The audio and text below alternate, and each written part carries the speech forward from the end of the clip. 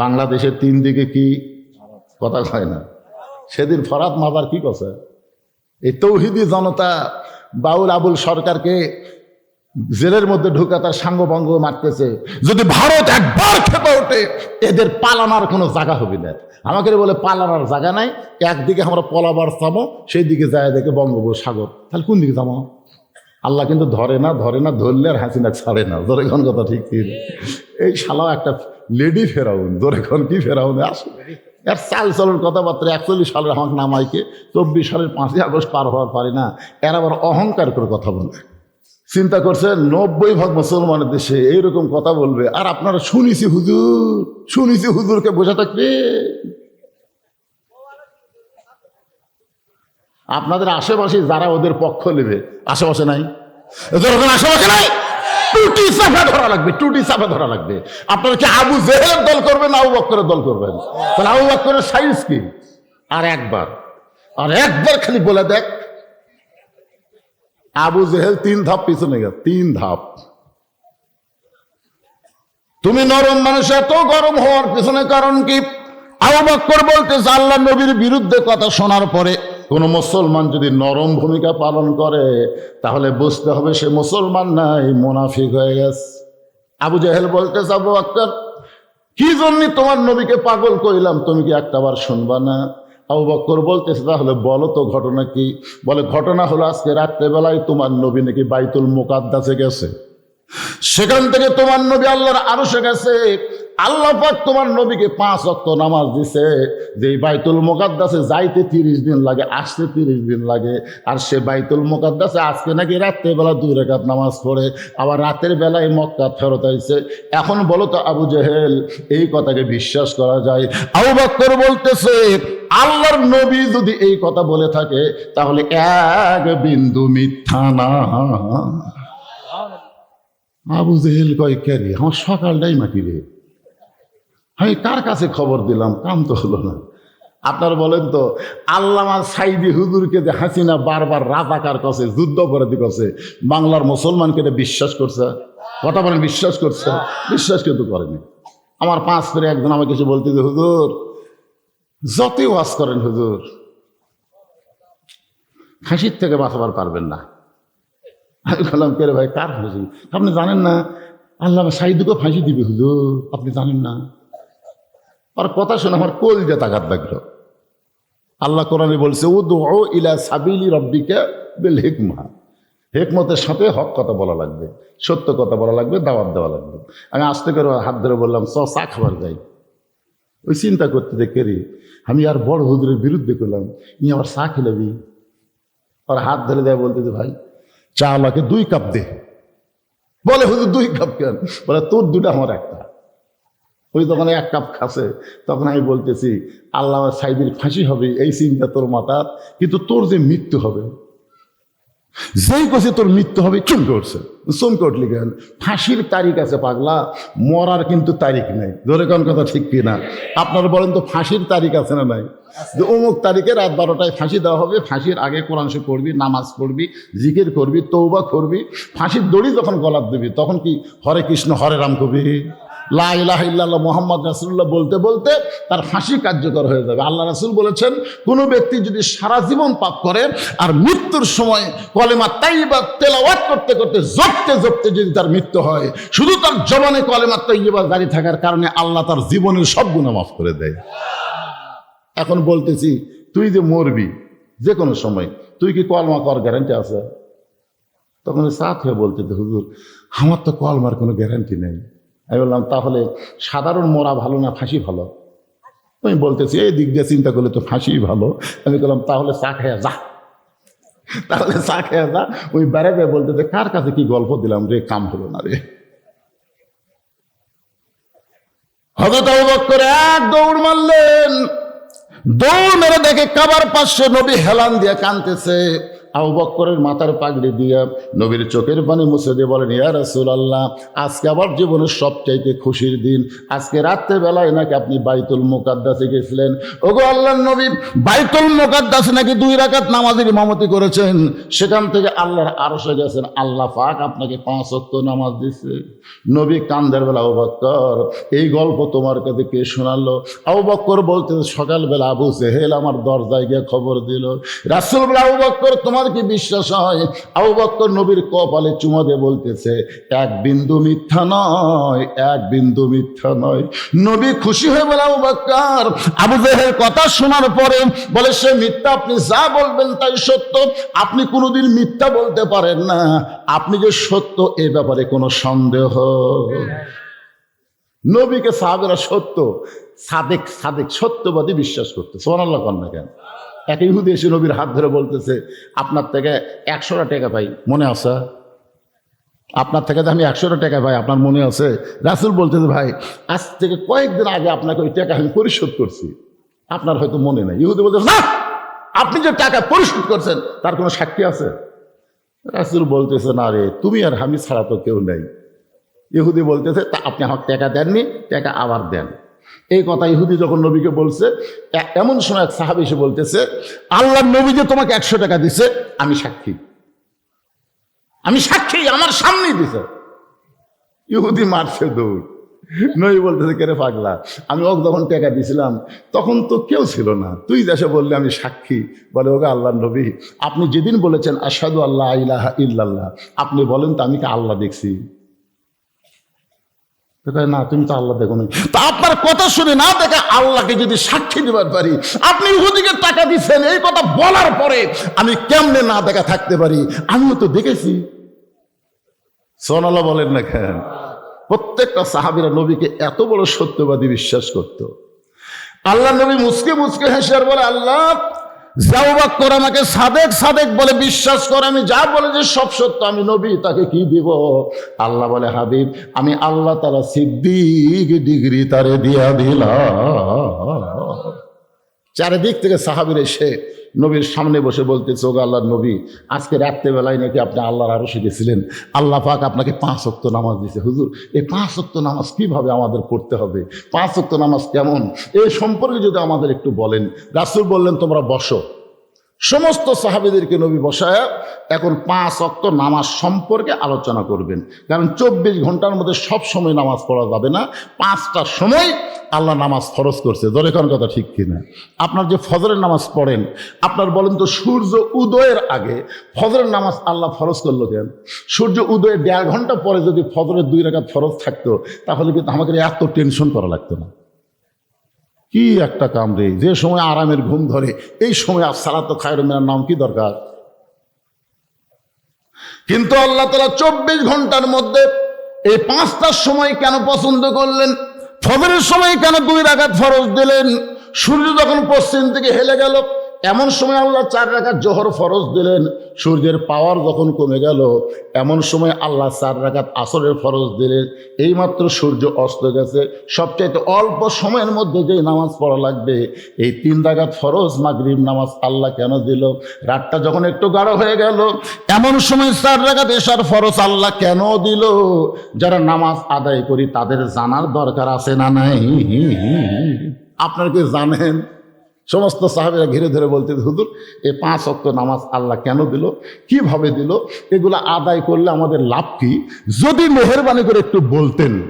আল্লাহ রাসূল বললেন, তাহলে তোমরা সবাই বসো, আমি এখন তোমাদের সামনে নামাজের গুরুত্ব নিয়ে আলোচনা করতেছি। নবী নামাজের গুরুত্ব নিয়ে আলোচনা করবেন, সাহাবীরা শুনবেন। রাসূল বললেন, শুধু শুনলে হবে না, সামিনা ওয়া তাআনা, শুনতে হবে আমল করার নিয়তে। এখন 5 ওয়াক্ত নামাজের উপরে আলোচনা হবে, আপনারা শুনবেন? কারা কারা শুনবেন? আল্লাহকে একটু হাত দেখান তো দেখি। এই হাত টান টান করে বলেন, হাত নামান। শুধু শুনবো না, আজ থেকে নামাজ ধরবো। আর কথা হয় না। এখানে যুবকেরা, তোমাদের নিয়েই তো চিন্তা, তোমাদের নিয়েই তো চিন্তা। আমাদের বুড়া মানুষের কোনো চিন্তা নাই, কারণ চামড়া ঢিল হলে আল্লাহর সাথে অটোমেটিক মিল হবে। জোরে কোন কথা ঠিক কিনা? চামড়া হচ্ছে ঢিল, আল্লাহর সাথে দিছে মিল। কিন্তু যাদের চামড়া টাইট, চামড়াদারকে টাইট।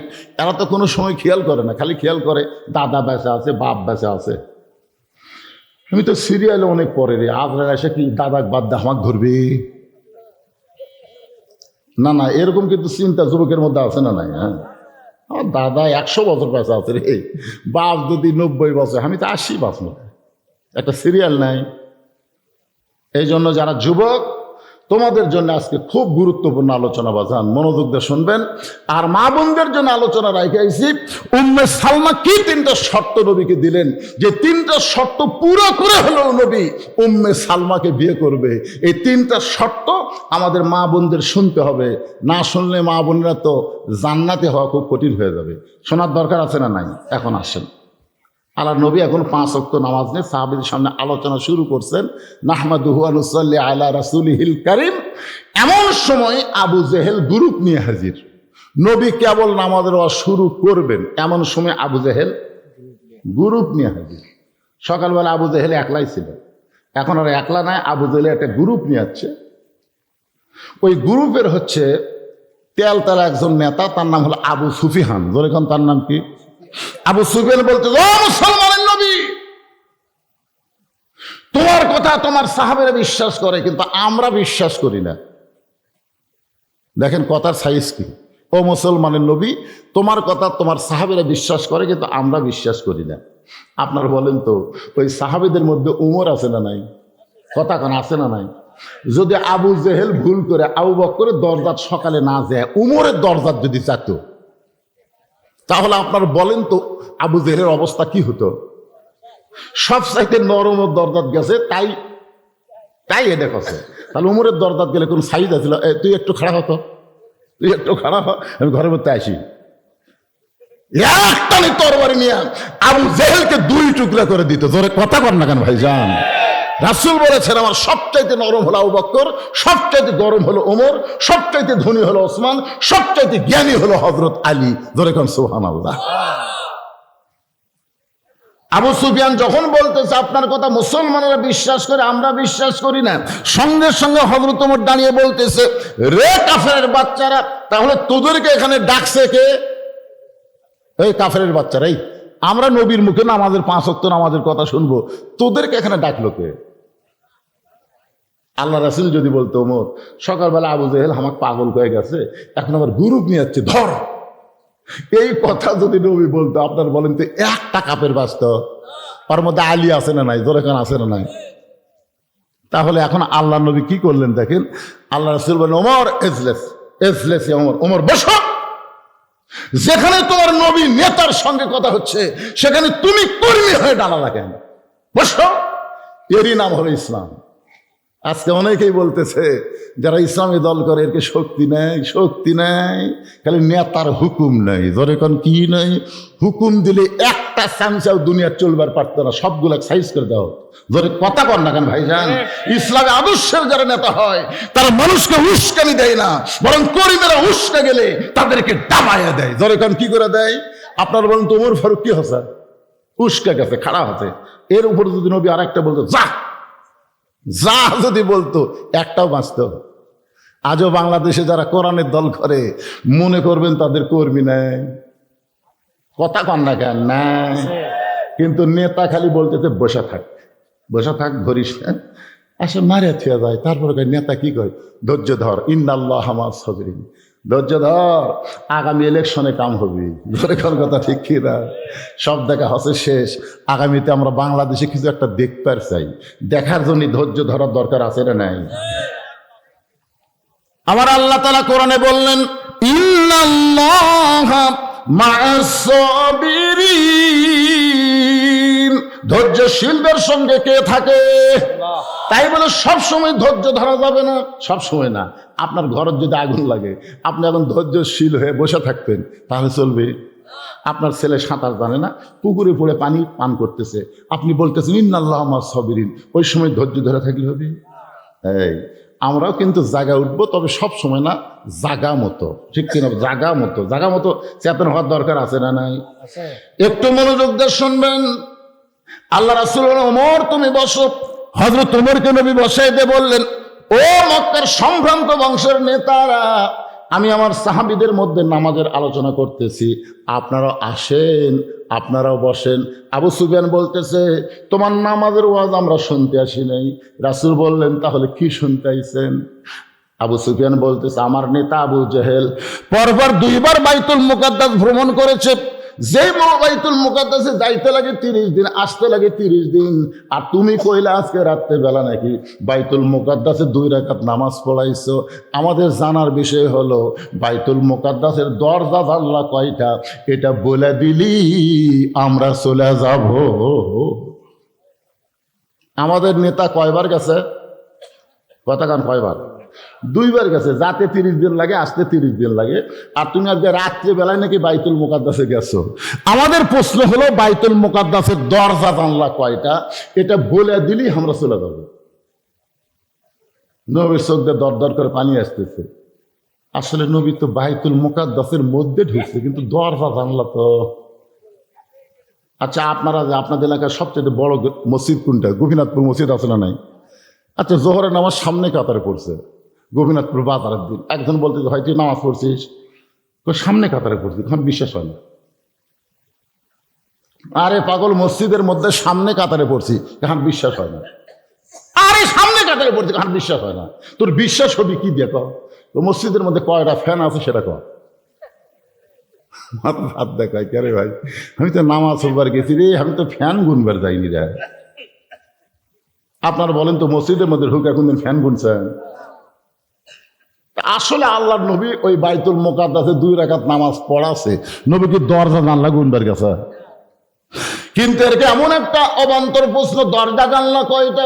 নবীর চোখ দিয়ে যখন দর দর করে পানি পড়তেছে, এমন সময় আবু বকর বলতেছে, ইয়া রাসূলুল্লাহ, এরা আপনাকে চূড়ান্ত অপমান করার জন্য আইছে। আপনি দরজা জানলার কথা বলবার না পারলে এরা আপনাকে চূড়ান্ত অপমান করবে। এখন বলেন তো নবী, আপনি কি করবেন?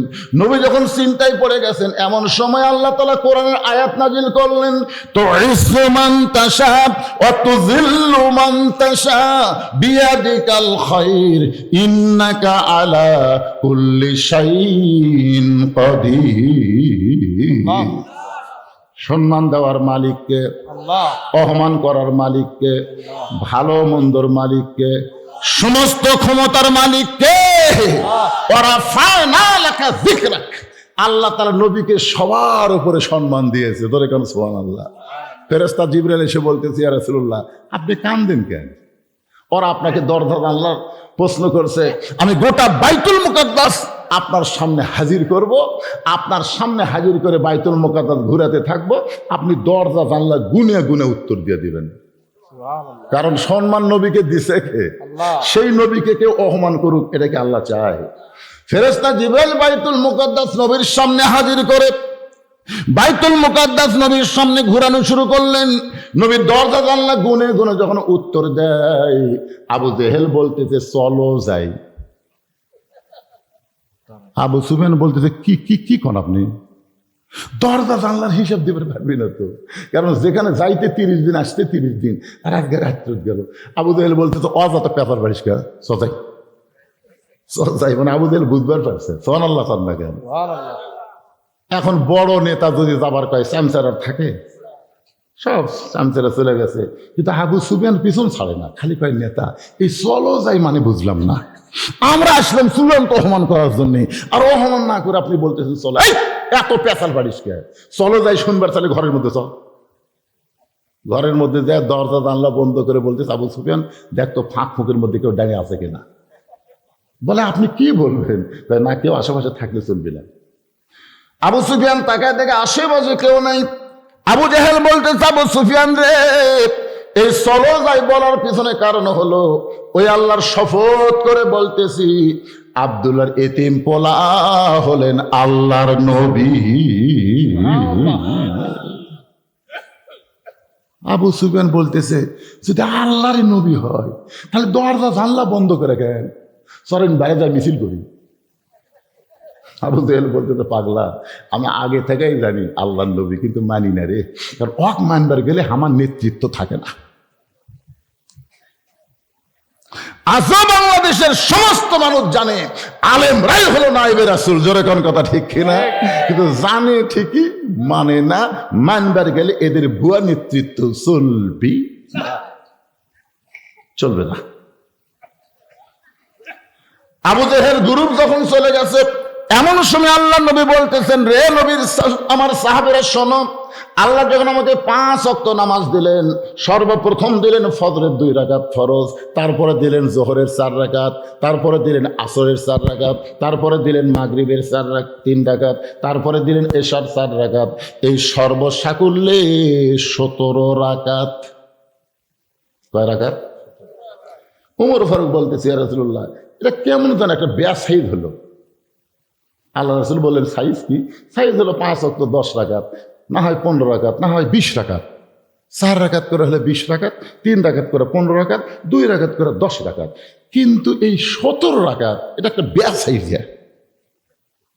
আল্লাহ রাসূল বললেন, আল্লাহ যদি বর্তমানে আল্লাহর কাবা ঘর, ধরে কোন সুবহানাল্লাহ, 5 যখন আটকে গেছে, আদম কয় আল্লাহ এতক্ষণ দৌড়াদৌড়ি করলাম, রব্বানা যালামনা কয় কানলাম, এখন যে 5 আটকে গেল, এখন কি করব? আল্লাহ কয় আদম শুধু কানলে হবে না, একটু চিন্তা ভাবনা করে কান। আদম নবী চিন্তার সাগরে ডুব দিলেন। ডুব দিয়ে দেখতে পাইলেন রব্বানা যালামনা বলে শুধু আল্লাহর কাছে কানছে, কিন্তু জান্নাতের দরজায় যে মোহাম্মদ রাসূলুল্লাহ আছে, সেই মোহাম্মদ রাসূলের কথা মনে নাই। আদম বলে, আল্লাহ ওই নবীকে ওসিলা করে আমি তওবা করব। আল্লাহ বলে, আর কান্দা লাগবে না, তোর তওবা আমি কবুল করে নিলাম।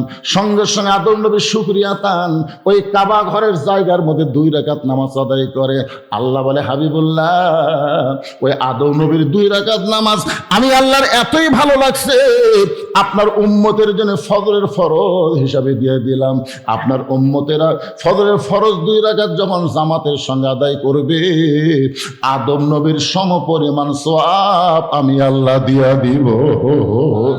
সমস্ত সাহাবীরা বললেন, লিল্লাহি তাকবীর। ফজরের 2 রাকাত ফরজ নামাজ জামাত আদায় করলে আদম নবীর সমপরিমাণ যদি সওয়াব হয়, আমাদের জীবন যাবে, কিন্তু ফজরের নামাজ কোনোদিন বাদ যাবে না। সুবহানাল্লাহ খান না কি? ফজরের নামাজ যদি জামাতে না পড়েন, তাহলে আপনি কি হবেন? 2 ওয়াক্ত নামাজ যদি জামাতে না পড়েন, বাড়িতে পড়লেও আপনি মুনাফিক হবেন। একটা হলো ফজর, একটা হলো এশা। এখন আপনাদের মসজিদের মুয়াজ্জিন আছে, এটি মুয়াজ্জিন আছে, কোটি মুয়াজ্জিনকে জিজ্ঞেস করা যাবে যে হরি সারা ফজরের মুসল্লি কয়জন হয়? এক কাতার হয়? মাশাআল্লাহ। তাহলে আপনাদের গ্রামে মুসলমান কয় কাতার? কথা কয় না, কয় কাতার? মেয়ে মানুষ বাদে পুরুষ মানুষ মুসলমান হলো 1.5 কাতার, আর 1.5 কাতার বাদে যারা আছে এরা হলো মুনাফিক। এখন সাইড থেকে বলবি, হুজুর যে কঠিন ওয়াজ শুরু করলো রে ভাই, যে আপনারা কিন্তু নামাজের ওয়াজ শুনবার চাচ্ছেন, ধরে কর কথা ঠিক কিনা? এখন না শুনে যদি বাড়ির যান, লিমা তাকুলু মালা তাকুলু, টাটকা মুনাফিক হবেন। ওটা কে উঠলো রে বা, ওটা কে উঠলো রে? না, অসুবিধা নেই, মুরব্বী মানুষ তো, অসুবিধা নেই। ওই মুরব্বীর ওয়াজ শোনা লাগবে না। ওই মুরব্বীকে আল্লাহ কোনো হিসাব হিসাবই নেই। আল্লাহ বলবে, তোমার বুড়াকালের কোনো হিসাব নাই, শৈশবকালের কোনো হিসাব নাই, তাহলে যৌবন কালের হিসাব দাও। তাহলে বুড়া মানুষের কি দরকার? কিবা মন খারাপ করতেছেন? সঙ্গে সঙ্গে সাহাবীরা বললেন, ইয়া রাসূলুল্লাহ, তাহলে যোহরের 4 রাকাত ফরজ নামাজ যদি আমরা জামাতে আদায় করি, আল্লাহ আমাদের কত খুশি হয়ে আমাদের কি দিবে? সঙ্গে সঙ্গে নবী বললেন, সাহাবীরা রে, আমার উপর যেই কিতাব আল্লাহ নাজিল করেছেন, এই কিতাবে একজন বাবা দিয়েছেন, যেই বাবা হলেন মিল্লাতা আবিকুম ইব্রাহিম হুয়া সাম্মাকুমুল মুসলিমিন। আগুনের চুলার উপর আছে, আগুনের চুলার উপরে দড়ি ধরে বাপি টানতেছে, বাপের নাম হলো আজর। ধরে কারণ বাপের নাম কি? চড়কের রশি টানতেছে, আর নিচে নমরুদের আগুন খালি দাউ দাউ করে জ্বলতেছে। এমন সময় আল্লাহ বলে, জিবরাইল যাও আমার ইব্রাহিমকে পরীক্ষা করো। জিবরাইল বলতেছে, আল্লাহ এই আগুনের উপর যে তোমার নবী বসে আছে, তার বাবা রশি ধরে টানতেছে, এই সময় কি পরীক্ষা? আল্লাহ বলতেছেন, এটাই হবে জাতির পিতার পরীক্ষা। সন্তানের পরীক্ষা পরে, আগে বাপের পরীক্ষা। ধরে কর ঠিক কিনা? ফেরেশতা জিবরাইল এসে বলতেছে, ওগো আল্লাহ নবী ইব্রাহিম, আপনি যদি চান দেখেন পরীক্ষাটা সাইজ দেখেন, আপনি যদি চান আল্লাহ আমাকে 600 পাখা দিছে, একটা পাখার বাতাস দেব, আগুনের চুলা সাগরের মধ্যে গিয়ে নিভা যাবে যদি আপনি চান। আমাদের ইব্রাহিম বললেন, জিব্রাইল তওবা কর, তওবা কর। জিব্রাইল বলতেছে তওবা কেন? তওবা কর। তুই যখন বলতেছ আপনি যদি চান, একজন ইব্রাহিম কোনোদিন কোনো মাখলুকের কাছে যাবে না, তুইও যা হামু তাই, তুই ফেরেশতাও মাখলুক, আমি আদমের সন্তান, আমিও মাখলুক, মাখলুক হয়ে মাখলুকের কাছে চাওয়া জায়েজ নাই। চাইতে যদি হয় তাহলে খালের কাছে চাইতে হবে। হাসবি আল্লাহু নি'মাল ওয়াকিল ওয়া নি'মাল মাওলা ওয়া নি'মান নাসির। ফেরেশতা জিবরাইল বলতেছে, তাহলে আপনি চড়কে বসে কাঁদবেন কেন? আপনি কাঁদতেছেন কেন? আপনার তো আনন্দ থাকার কথা, কারণ নমরুদ আগুনের চুলা জ্বালাতে পারে, কিন্তু নমরুদের হাতে পুড়ানোর ক্ষমতা নাই। পুড়ানোর ক্ষমতা কার হাতে? তাহলে আপনি কাঁদতেছেন কেন? ইব্রাহিম বলে, কান্দার কারণ হলো সন্তান যখন বিপদে পড়ে তখন বাপ আসা সন্তানকে সাহায্য করে বাঁচার জন্য, আর আমি এমন একটা বাপ পাইছি যে আমি বিপদের মধ্যে পড়ছি, আমার বাপ আসে রশি টানতেছে আমাকে আগুনে ফেলে দেওয়ার জন্য। তো বলতেছে এই কারণে কাঁদতেছেন? বলেন না, আমার বাপ তো তাও ভালো, নমরুদের আগুনের চুলার মধ্যে আমাকে ফেলে দিবে।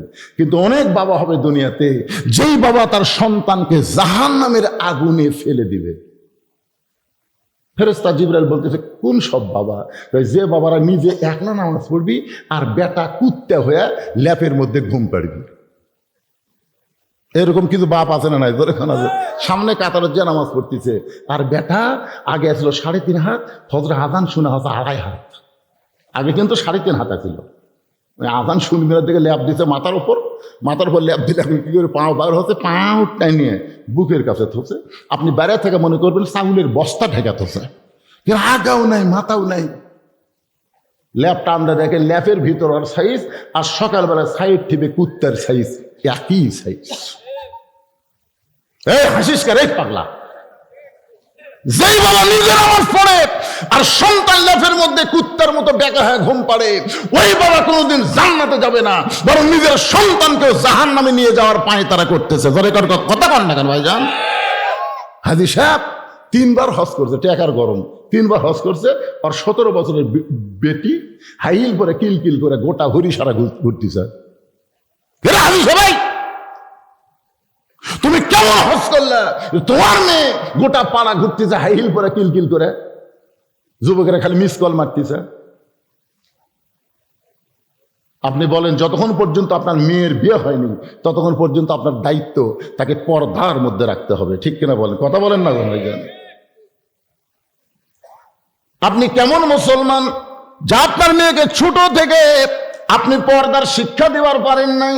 আল্লাহ কোরআনে বলেছেন, ওয়াকরনা ফি বুয়ুতিকুন্না ওয়ালা তাবাররুজনা তাবাররুজাল জাহিলিয়াতিল উলা। আল্লাহু আকবার।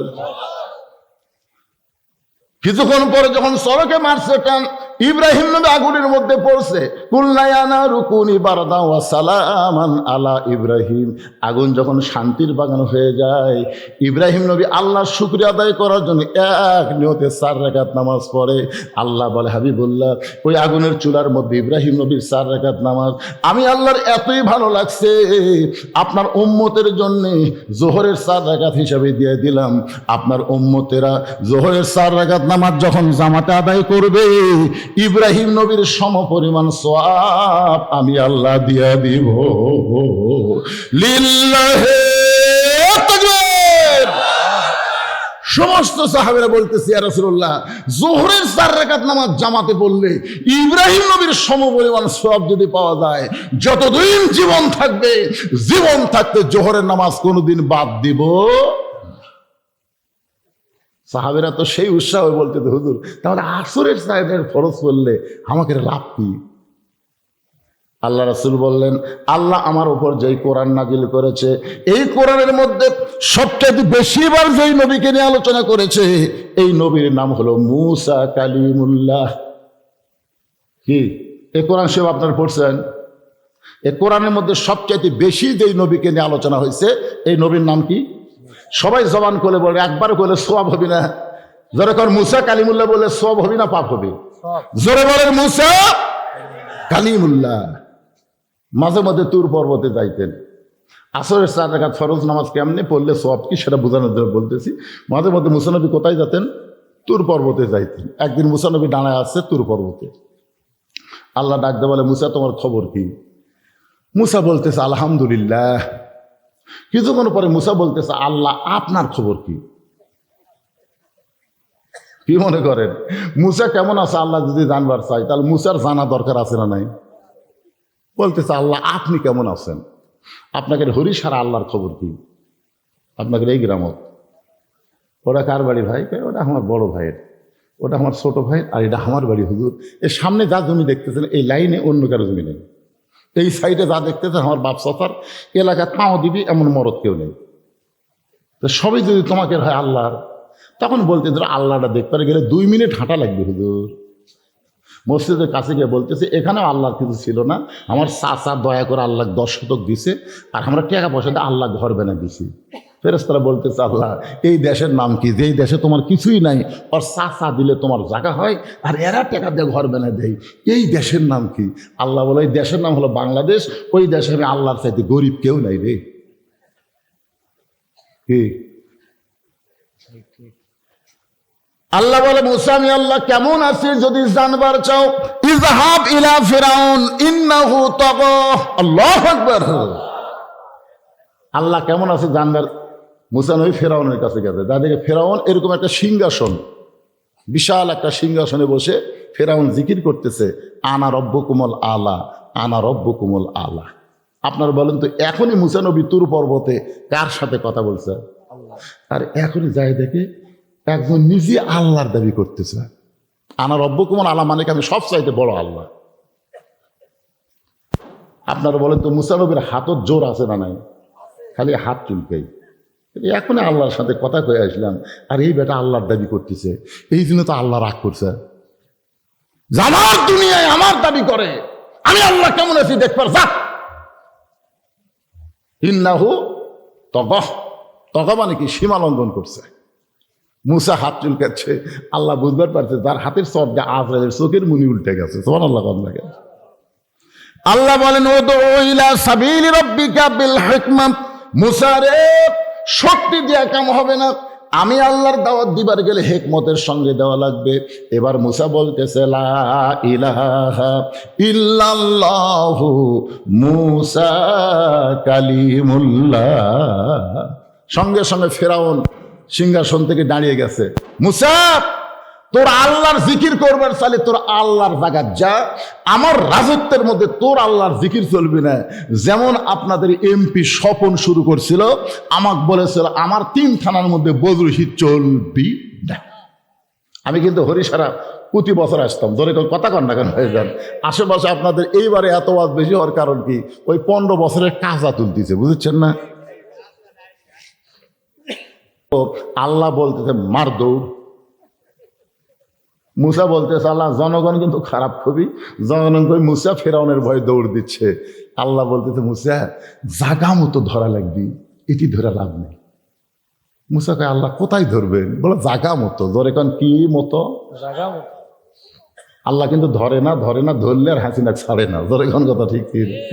এই শালা একটা লেডি ফেরাউন। ধরে কোন কি ফেরাউনে আসে এর চাল চলের কথাবার্তা। 41 সালের আমাকে নামাইকে 24 সালের 5ই আগস্ট পার হওয়ার পারি না, এর আবার অহংকার করে কথা বলে। ফেরাউন যখন দেখতেছে মুসা দৌড়ায়, ফেরাউন আনন্দ নিয়ে বলতেছে চলো আমরা ধাবড়াই। ফেরাউন তার গ্রুপ নিয়ে মুসা নবীকে ধাবার দেয়, মুসা খালি সামনে যায়। মুসা বলতেছে আল্লাহর কদ্দূর দৌড়াবো? বলে জাগা মতো যা। এমন একটা জায়গায় মুসা নবী ব্রেক করেছে, সামনে হলো সাগর। ব্রেক করার পরে দেখে 3 দিকে ফেরাউন সৈন্য লাঠি সোটা নিয়ে দাঁড়ায় আছে। মুসা বলতেছে আল্লাহ এখন কি করব? মুসা বলতেছে দাঁড়ায় যাও। মুসা যখন দাঁড়িয়ে গেছে, ফেরাউন অহংকার করে বলতেছে মুসা রে তোর আর পলানোর কোনো জায়গা নাই। আমরা 3 দিকে হলাম ভারত, একদিকে হলো সাগর।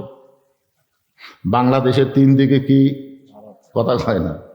সেদিন ফরাত মাজার কি কথা, এই তৌহিদি জনতা বাউল আবুল সরকারকে জেলের মধ্যে ঢুকা তার সাঙ্গভঙ্গ মারতেছে। যদি ভারত একবার খেপে ওঠে এদের পালানোর কোনো জায়গা হবে না। আমাকে বলে পালানোর জায়গা নাই, একদিকে আমরা পলাবার থামো, সেই দিকে যায় দেখে বঙ্গোপসাগর। তাহলে কোন দিকে থামো? আপনারা বলেন তো, মুসা নবীর সামনে কি? সাগর। আর তিন দিকে ফেরাউন লাঠি সোটানে দাঁড়ায় আছে। আল্লাহ বলে, মুসা নাসরুম মিনাল্লাহি ওয়া ফাতহুন করিব ওয়াবাশশিরিল মুমিনিন, তোমার হাতে লাঠি আছে, বাড়ি মারো। মুসা বলতেছে, আল্লাহ ওদের হাতে হাজার হাজার লাঠি, আর আমার এক লাঠি দিয়ে আমি কি বাড়ি মারবো? আল্লাহ বলে, মুসা রে, সাগরে একটা বাড়ি মারো। মুসা যেই সাগরকে বাড়ি মারে, আল্লাহ 12টা রাস্তা করে দেয়। মুসা নবী তার সঙ্গীদেরকে নিয়ে সবচাইতে বড় রাস্তায় আল্লাহর শুকরিয়া তান 4 রাকাত নামাজ আদায় করে। ওই সাগরের তলদেশে মুসা নবী 4 রাকাত নামাজ আদায় করার পরে আল্লাহর এতই ভালো লাগছে, আল্লাহ বলে, হাবিব, ওই মুসা নবীর 4 রাকাত নামাজ আপনার উম্মতের আসরের নামাজ হিসাবে আমি দিয়ে দিলাম। আপনার উম্মতের আসরের 4 রাকাত নামাজ যদি জামাতের সঙ্গে আদায় করে, আমি আল্লাহ মুসা নবীর সমপরিমাণ সওয়াব আপনার উম্মতকে দিয়া দিব। লিল্লাহি তাকবীর।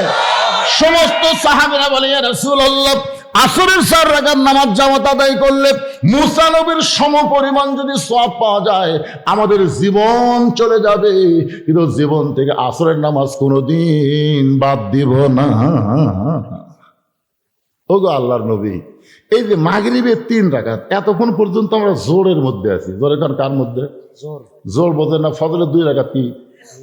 আসরের 4 রাকাত, জোহরের 4 রাকাত। এখন যে নামাজ আসতেছে এটা কি? এই বেজোরের নামাজ। কিন্তু মেয়ে মানুষের ওয়াজ খুব খেয়াল করবেন। আমার মায়েরা যারা বসে আছেন, এরা খালি উম্মে সালমার ওয়াজ শোনার জন্য চিন্তা করছে যে হুজুর কখন ধরবি। মায়েরা শোনেন, এই যে মাগরিবের 3 রাকাত ফরজ নামাজ, এই নামাজ আমরা পাইছি কোরআনে। আল্লাহ তাআলা এমন একজন নবীর কথা বলেছেন, যেই নবীর নাম হলো ইয়াকুব নবী। ধরে বলেন, কি নবী? যারা পারেন, এই ছেলে না পারলে গুনগুন করবা। ইয়াকুব নবী বাস করিতেন কেনানে, সবার চাইতে ভালোবাসতেন ইউসুফকে। আপনারা বলেন তো, ইয়াকুব নবীর বউ কয়টা? 2টা বউ। কয়টা? 2টা বউ। হ্যাঁ না, 2 বউ। ইয়াকুব নবীর বউ হলো 2টা। কোরআন শরীফে আল্লাহ যেখানে বিয়ার আয়াত দিতে, সেখানে 2 দিয়ে শুরু করছে। 2টা বিয়া করো, মানে 2টার মধ্যে যে কি মজা আছে, যারা করেনি তারা বুঝবি না। কারণ আমাকে এক বউ যদি রাগ করে, আমাকে করার কিছুই নেই। এখন ওর রাগ ভাঙানোর জন্য আমাকে বহু চেষ্টা করা লাগে। কিন্তু যার কি 2 বউ আছে, এক বউ রাগ করলে কবি তুই রাগ করছু, ওর কাজ যাবো, দৌড়ে এসে পাও ধরে বলবি, জান না আমার রাগ নেই। সতীনের কাছে হিংসা করে, বুঝলেন? খালি যদি করে ওর কাছে যাবো, ওই পাও ধরে কবি, জান না আপনি কি করা লাগবে, আমি তাই। 2 বিয়া যারা করছি এরা তো মজা বাড়তিতে ভাই, কিন্তু আমাকে তারকে এক বউ, আমাকে কোনোই মজা নেই। এই জন্য আল্লাহ কোরআনে 2 বিয়া শুরু করছে। ধরে কোন কয়, যদি পারেন তাহলে 3, যদি পারেন তাহলে 4, না পারলে একটা নিয়েই ধৈর্য ধরে, ইনসাফ যদি করবার না পারেন। একটু মনোযোগ দিয়ে শুনবেন।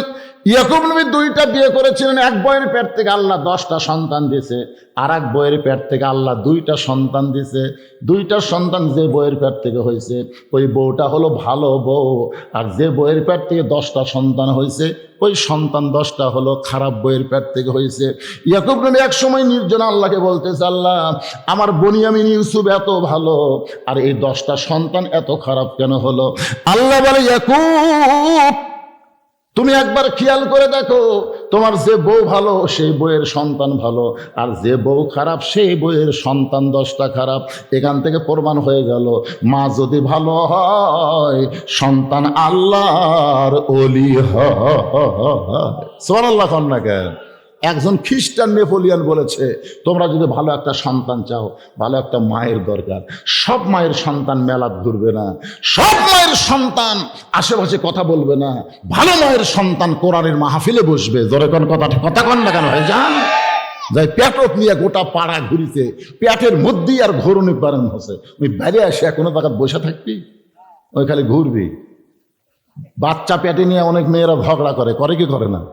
করে না? ঝগড়া করে না পেটের বাচ্চার সাথে। শোনেন, যখন সন্তান পেটে আসে, আল্লাহ তাআলা মায়ের মাসিক ব্যায়াম বন্ধ করে দেয়। কি জন্য দেয়? মায়ের সন্তান কারণ ইবাদতের যেন কোনো কমতি না হয়, কারণ মায়ের ইবাদতের সাথে পেটের বাচ্চার আল্লাহ একটা সম্পর্ক করে দেয়। ধরে করেন সুবহানাল্লাহ। ভাইজান, বাবা আনন্দে মাতিয়া সাগরে ভাসাইয়া সেই যে চইলা যায়, খবর লয় না মাজন ধরিয়ায় উদরে, কতই কষ্ট করে 10 মাস পরে পায় প্রসবের বেদনা, এমন দরদি ভাবে কেউ হবে না আমার মা গো।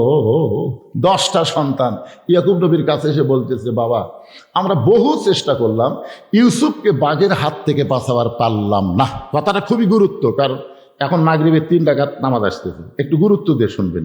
10টা সন্তান রক্ত মাখা জামা নিয়ে ইয়াকুব নবীর সামনে বলতেছে, বাবা আমরা বহু চেষ্টা করলাম, ইউসুফকে বাঘের হাত থেকে বাঁচাবার পারলাম না, কিন্তু জামা বাঁচাছি। দেখেন তো কথার সাইজ কি বাঁচাছে। আপনারা বলেন তো, বাঘ যদি ইউসুফকে ধরতো তাহলে জামা খুলে ধরিছে না জামা সহই ধরছে? তাহলে এরা বলতেছে ইউসুফ বাঁচাবার পারলাম না, কিন্তু জামা বাঁচাছি। ইয়াকুব নবী জামা হাতত লিয়া দেখে যে জামার একটা জায়গা তো ছিঁড়িনি। বাঘ যদি খামসা মারে তাহলে ছিঁড়বি না। খুব চিন্তা করলো, আমার ইউসুফকে নিয়ে এরা ষড়যন্ত্র করতেছে। ইয়াকুব নবী ঘরের মধ্যে ওই জামা নিয়ে আল্লাহর কাছে বলতেছে, আল্লাহ আমি বুঝবার পারছি আমার ইউসুফের উপর ষড়যন্ত্র চলতেছে, কিন্তু বর্তমান এমন একটা পরিবেশ চলতেছে, এই পরিবেশে মুখ খোলা যাবে না, কারণ আমি যদি এখন মুখ খুলি তাহলে আমার ইউসুফের বেশি ক্ষতি হবে। উনি বিচার দিলেন কার কাছে? আল্লাহর কাছে ফরিয়াদ করে বলেন, আল্লাহ আমার ইউসুফ যেখানেই থাক তুমি তাকে ভালো রেখো। বাবা যদি সন্তানের জন্য দোয়া করে, আপনারা বলেন তো দোয়া কি কবুল হয়? এটা কোন বাবা?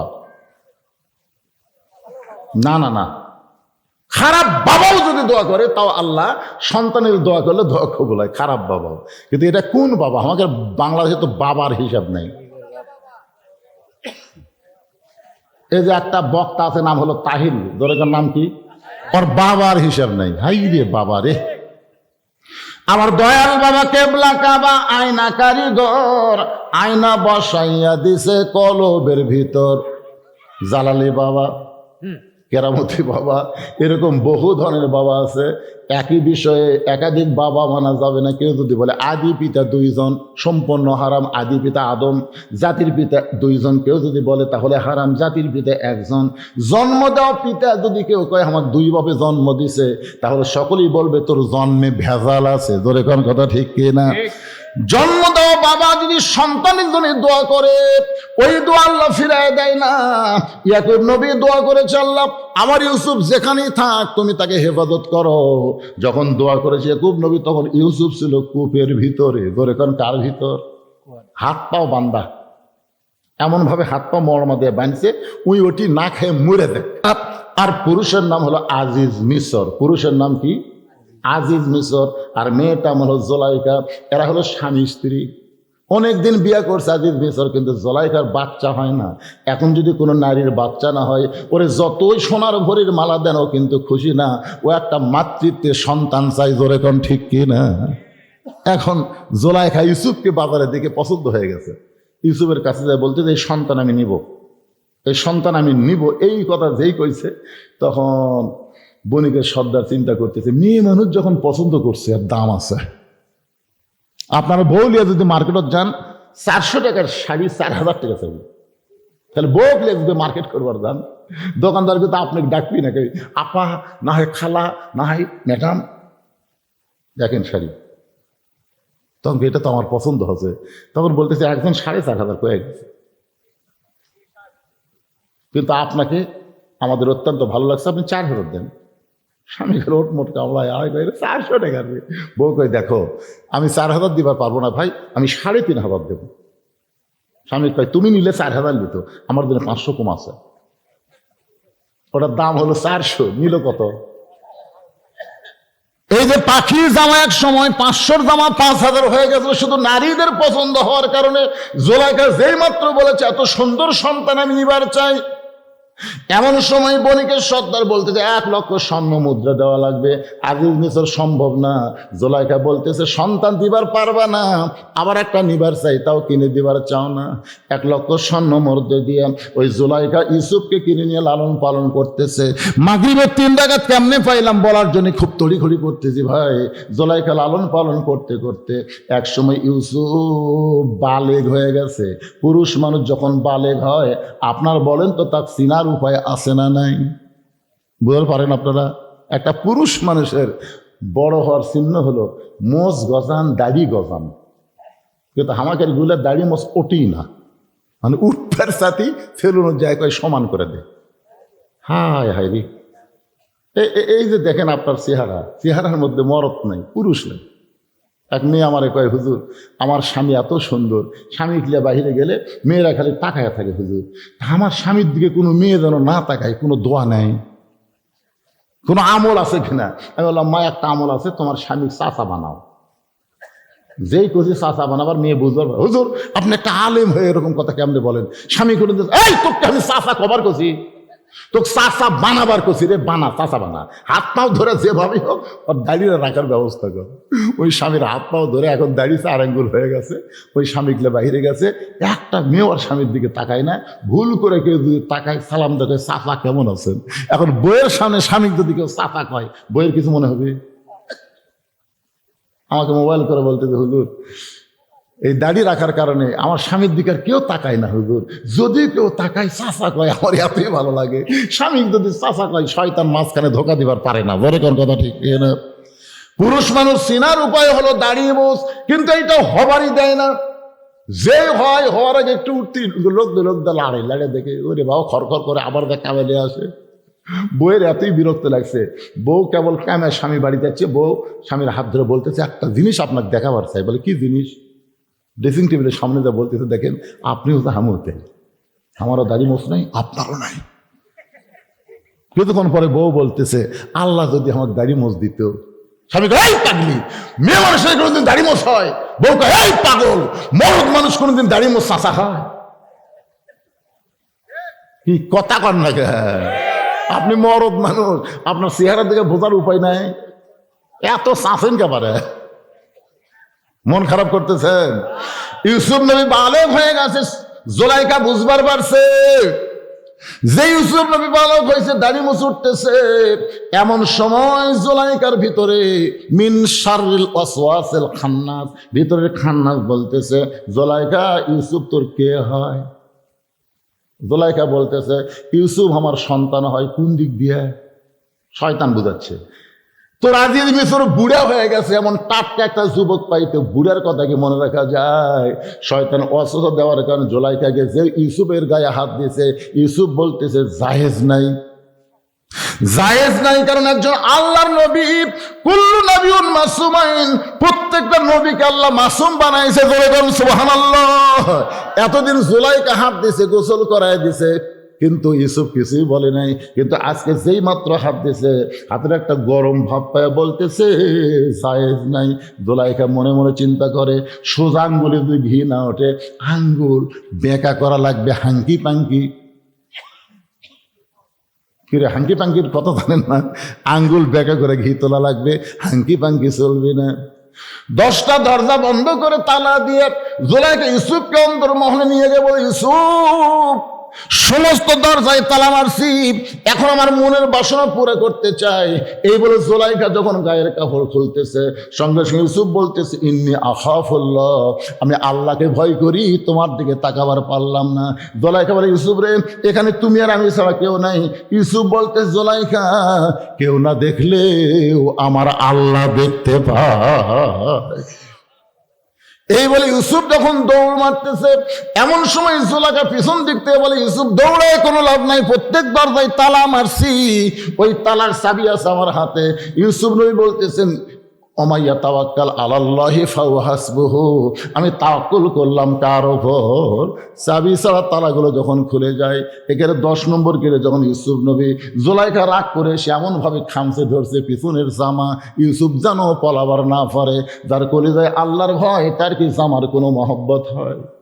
আল্লাহর ভাই ইউসুফ যখন পালায় গেছে, এমন সময় জুলাইখা দেখলো এত কিছু করার পরে যখন পারা গেল না, চুলগুলো উস্কো খুস্কো করে রাজ দরবারে গিয়া জুলাইখা কাঁদতেছে আর বলতেছে, ইউসুফ আমার সর্বনাশ করছে, আমি এত লালন পালন করলাম বাচ্চা হিসাবে, আর সেই ছেলেটা আমার ইজ্জত নষ্ট করবার চাই। আমি যেমন করি হোক আমার ইজ্জত বাঁচাইছি, কিন্তু ইজ্জত বাঁচাইলে কি হবে, আমি ইউসুফের বিচার চাই। সে আমাকে ধর্ষণ করবার চাইছিল, আমি বহু কষ্টে আমার নিজের ইজ্জত বাঁচাইছি। প্রধান বিচারপতি বলতে, জুলাইখা অবশ্যই ইউসুফের বিচার হবে।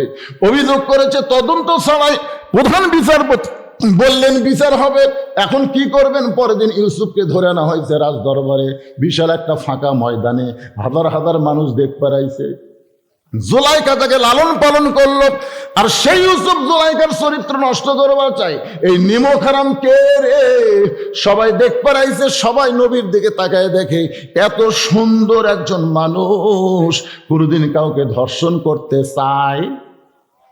যতই তোমরা বলো আল্লামা সাঈদী ধর্ষক, আল্লামা সাঈদী নারী নির্যাতন করেছে, আল্লামা সাঈদী মানুষের বাড়ি পুড়িয়ে দিছে, তোমরা যতই বলো, আল্লামা সাঈদীর চেহারা যারা একবার দেখেছে অন্তরের নজর দিয়ে মহব্বত করে, তারা কখনোই হাসিনার কথা বিশ্বাস করবে না। ধরে কোন কথা ঠিক কি না? বিশ্বাস করবি? অথচ সবাই তাকায় দেখতেছে, এই সুন্দর মানুষ, হায় হায় রে কি সুন্দর রে। আর এই লোক কাল কি জুলাইখার ইজ্জত নষ্ট করবার গেছে।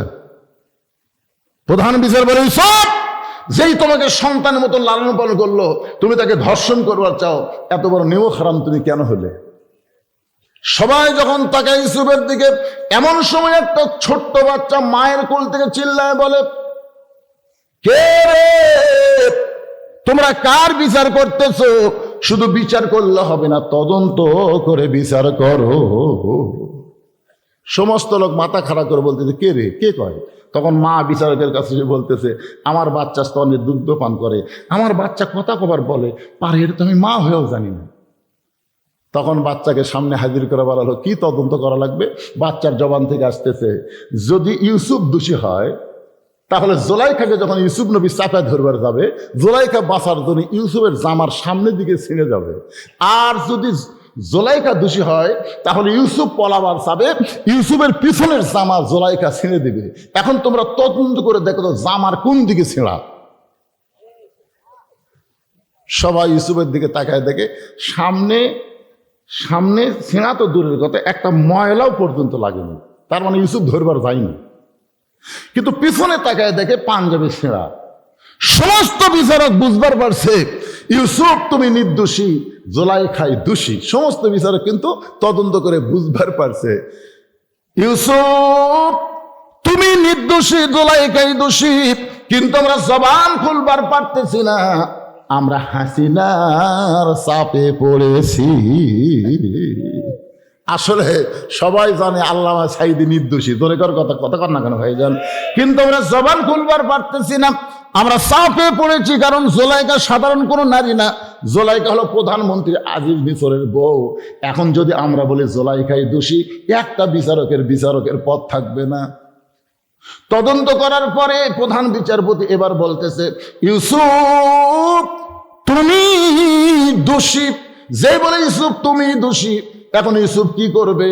চোখের পানি নিয়ে কাঁদতেছে আর বলতেছে, বিনা দোষে দোষী হইয়া আল্লাহ ইউসুফ গেল জেলখানা। আল্লাহ উপায় বলো না, জনম দুঃখী কপাল পোড়া নবী ইউসুফ একজনা। আল্লাহ বলে, ইউসুফ রে তোকে জেলে বন্ধ করবে, তোর দুর্নাম হবে না, যত দিন যাবে আল্লাহ তোর সম্মান বাড়াইয়া দিবে। আপনার বলেন তো আল্লামা সাঈদী জেলে যাওয়ার পরে তার সম্মান বাড়িছে না কমিছে? এই সত্যি কথাটা বলেন ভাই, ওয়াতাওয়া সাওয়াবিল হক, সত্য কথা বলাও একটা দায়িত্ব। আল্লামা সাঈদী হুজুর যদি হাসিনা 5 দিনের জন্য ছাড়িয়ে দিত, জেলখানার যা 5টা মাহফিল করেন, আপনারা বলেন তো বাংলাদেশের এমন কোনো মাঠ আছে যেখানে জায়গা হতো? তাহলে আগে যদি হতো 5 লাখ, জেল থেকে বাইরে হতে হোক 20 লাখ, তাহলে বোঝা গেল যে ভালো মানুষকে জেলখানায় বন্দি করলে দিন দিন তার সম্মান বাড়ে, আর খারাপ মানুষকে জেলখানায় বন্দি করলে দিন দিন মানুষ তার কথা ভুলে যায়। ঠিক কিনা বলেন ভাইজান? খালেদা জিয়া অসুস্থ অবস্থায় আছে, গোটা বাংলাদেশের সমস্ত মানুষ তার জন্য দোয়া করতেছে। ধরে করার কথা ঠিক, তার তো দোয়া করতেছে না। আর হাসিনা পলায় গেছে। হাসিনা যদি অসুস্থ হয়ে মরে, আমার মনে হয় একটা মানুষও ইন্নালিল্লাহ পড়বি না, সব কবি আলহামদুলিল্লাহ রে মরিয়া ভালো হচ্ছে। ধরে কথা কন না কেন ভাইজান? হ্যাঁ, কিসের চারা রে? ওরা ফেসবুকে ইন্নালিল্লাহ করলে ধরা খাবি। ধরে কোন কথা ভয়ে অবস্থায় ওরে বাবা রে, ওরে বাবা। আপনি কি খবর চাচ্ছেন আশেপাশে আওয়ামী লীগ নাই? কিন্তু কথা বলতেছে না ভাই রে। আমরা ভুল করছি রে, যেই দলের মেম্বার থেকে প্রধানমন্ত্রী পড়ে যায়, এই দল করা আমাকে ঠিক হয়নি ভাই। এই জন্য যারা আওয়ামী লীগ বসবাস করতেছে এরকম কিছু কর না, এরা গোড়া না, এরা ফ্যাস্টা। আমার কথা কি বুঝলেন? ফ্যাস্টা। এদের বিরুদ্ধে যাওয়ার দরকার নেই, ওরা আমাকে ভাই, ওদেরকে নিয়েই আমরা সামনে যাবার চাই। রাজি আছেন সবাই? কিন্তু যেই শালারা পড়লে গেছে মনে করবে এরা হচ্ছে ঘোড়া। আমার কথা কি বুঝতে পারতেছেন? এরা হলো ঘোড়া। আর যারা আছে এদের সাথে মিলেমিশে আমরা থাকতে চাই। আল্লাহ আমাদের সবাইকে, যে কোনো দল করি না কেন, আমরা মিলেমিশে থাকতে চাই। আল্লাহ কবুল করুক, জোরে কোন আমিন। যেটা বলতেছি তাহলে বেগম খালেদা জিয়া কি এমন করেছে যার কারণে সবাই তার জন্য দোয়া করতেছে? আপনারা বলেন তো, বেগম খালেদা জিয়া কোনোদিন কোনো আলেমের বিরুদ্ধে কোনো কথা কইছে? কোন আলেমকে কোনো সময় গ্রেপ্তার করছে? কোন আলেমকে কোনোদিন অসম্মান করছে? বেগম জিয়া বলেছেন ওই শাপলা চত্বরে কলিজার টুকরা কোরআনের পাখিকে হত্যা করেছে, বিডিআর হত্যায় 57 জন সেনা অফিসারকে হত্যা করেছে। এরকম কথা বলে বলে বাংলাদেশের বহু বিপদে বেগম জিয়াকে বিদেশে পাঠাবার চাইছিল। তিনি বলেছেন মরবো বাংলাদেশে, এই বাংলাদেশ আমি ছাড়বো না। প্রত্যেকটা বাংলার জনগণ কলিজার মধ্যে রক্তক্ষরণ হচ্ছে, চোখের পানি নিয়ে তার জন্য দোয়া করতেছে। আগামী নির্বাচনে যদি খালেদা জিয়া না থাকে তাহলে আমাদের না জানি কি হয়। সবাই বলবো আল্লাহ তাআলা আবার যেন তাকে সুস্থ করে আমাদের মাঝে ফিরে আনেন। সকলে বলে আমিন। আরো জোরে আল্লাহুম্মা আমিন। এক সময় ইউসুফকে আল্লাহ তাআলা মিশরের প্রধানমন্ত্রী বানিয়ে দিছে। সুবহানাল্লাহ। কর না কেন? বহু ঘটনা, এক ঘটনা করলে রাত থাকতি না। কিন্তু এখন আমি সংক্ষেপে 3 রাকাত মাগরিবের নামাজ বলার জন্য বলতে হয়ে যায়। তো যখন প্রধানমন্ত্রী হচ্ছে তখন ওই 10 জন, কোন 10 জন? ওই 10 জন ভাই যারা কুয়ার মধ্যে ফেলে দিছে, ওরাই গেছে। ওরাই সামনে দিয়ে বলতেছে, যাবো না, আমাদের বাড়ি হলো কেনান দেশে, আমাদের বাবার নাম হলো ইয়াকুব নবী, আমরা বড় অভাবে আপনার কাছে আইছি, আপনি মেহেরবানি করে পিছনে ওঠে রে, এই সময় ওঠার সময় কি একটা বিপদ রে বারে। বিরক্ত হচ্ছেন আপনার? বিরক্ত হচ্ছেন? আমার আজকের এই ওয়াজ এই এলাকার শেষ ওয়াজ, বুঝতেছেন না? আমি তো প্রত্যেকটা জায়গায় আপনার খেয়াল করে দেখবেন 1 ঘন্টা 50 মিনিট, খুব বেশি হলে 2 ঘন্টা ওয়াজ করি। আজকে ঘড়ির দিকে তাকিয়ে দেখেন 2 ঘন্টা অটোমেটিক পার হয়ে গেছে। কারণ আজকের ওয়াজ হলো এই বছরে আমার এই এলাকাতে আর কোনো ওয়াজ নেই। আমার কথা বুঝলেন না আপনার ভাইজান? তাহলে আগামী বছর পর্যন্ত বাঁচার কোনো গ্যারান্টি আছে? তাহলে আমি কষ্ট করে যদি আপনাদের একটু বেশি শোনাই, আপনাকে শুনতে আপত্তি আছে? তাহলে উঠতে পারে।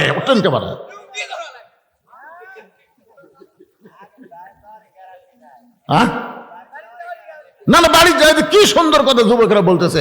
এই যুবকেরা বলে বাড়ির যাওয়ার গ্যারান্টি না, উঠে ফুটে যায় না।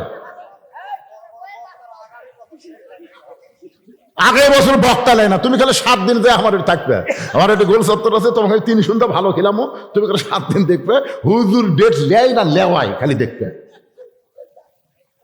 আমি আগে অগ্রিম 1 টাকাও নিতাম না। এই যে এই হরিসারাত, আমি যখন প্রথম আইছি কয় টাকা নিছি, আমাকে হাতের মধ্যে দিতে পাবরত থুছি, করিম ভাই ডাক দেন। এখন যায় শোনেন, এখন যায় টাকা যদি আগে না নেই তাহলে কি কয়, হুজুর গ্যারান্টি নেই। আপনি কিছু বায়না নেন, আমাকে একটা লিখিত দেন, তাহলে আমরা বলবার পারবো এত তারিখে দাওয়াত দিয়ে হুজুর টাকা লিখে রে, বেঁচে থাকলে আসবি। এই জোর করে আমাকে লেওয়া শিখেছে, জানেন আপনি? আপনারা কোন তো ইলিশ মাছের এত দাম বেশি হতে কেন? ইলিশ মাছ যদি কেউ না খায় ওর দাম হবে 200 টাকা কেজি। জোরে করার কথা ঠিক কিনা? সারা 5-7 ইলিশ হচ্ছে 10 জন খরিদ্দার গেছে, এখন কি করবি? এখন 5 কেজি ইলিশ বেশি দাম দিচ্ছে, তাও নেই। বক্তার দোষ না, বক্তাকে শ্রোতারাই খারাপ করে। আমার কথা কি বুঝলেন? মন খারাপ করেন কে রে? বা দাঁড়িয়ে আসিস কে বাবা? বস কে বাবা, মারাত্মক কথা আসতেছে সোনার সানেরা, একটু বসো বাবা, বসো। আল্লাহ যারা বসবে তোমার কোরআনের মাহফিলে, আজকের বসাটাই তাদের জান্নাতের ওসিলা করে দাও। জোরে করে আমিন। জোরে বলে আল্লাহুম্মা আমিন। একটু মনোযোগ দিয়ে কথাগুলো শুনতে হবে।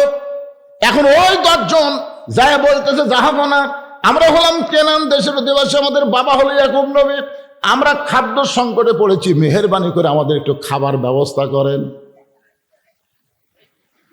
ইউসুফ মনে মনে কয় এরাই তো 10 জন রে, এরাই তো, এরা আমার হাত পাও বান্ধে কুয়ার মধ্যে ফেলে দিয়েছে। আমি এতই কান্দিছি, ভাই ভাই আমাকে ছাড়া দেন ভাই, 2 চোখ যেদিকে চাই আমি সেই দিকে যাবো ভাই, আমার কুয়ার মধ্যে ফেলে দেন না। এত কান্দিছি, তাও এই 10টার অন্তর দয়া হয়নি, আমাকে হাত পাও বান্ধে ফেলে দিছে এরাই। চারদিকে তাকায় দেখে র্যাব পুলিশ সব খাড়া হয়ে আছে। মন বলতেছে লাগা লাগা, তোর হাতে আজকে পাওয়ার আছে, 10টা মরমা দিয়ে বান্ধে। কিন্তু ইমান বলতেছে এরা যদি আজকে কুয়ার মধ্যে ফেলে না দিত, তুই তো এই জায়গাটা আসবার পারতি দেখ। সরাল্লাহ খান্নাগার, একটা হলো মন, একটা হলো ইমান। হাসিনার কিন্তু ইমান নাই, মন মন কছে আর যুদ্ধ অপরাধী খেরে পাগলা। বিয়ের দিনে রাত্রে যখন বাসর করবি তখন স্বামী বউ ঘর থুয়া বেড়ায় ঘুরতেছে, তো বাপ মা কয় কেবা বউ থুয়া বেড়ায় ঘুরিস কেন? বলতেছে আব্বা আমার মনে হয় বিয়ের আগে আমার বউ প্রেম করছে। বাপ মা কয় তুই কি দেখছিস? আমার সন্দেহ হয়। আরে পাগলা সন্দেহ হয় বিয়ের